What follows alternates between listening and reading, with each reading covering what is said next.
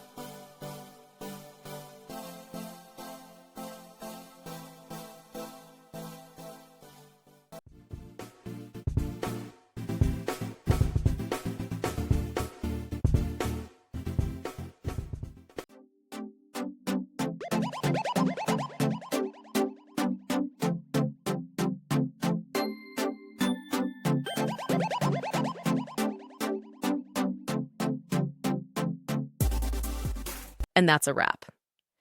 I hope you found the answer you were looking for. If you did, take a second to hit that subscribe button. It really helps out. And let me know in the comments which solution worked best for you. See you next time in the Debug Zone.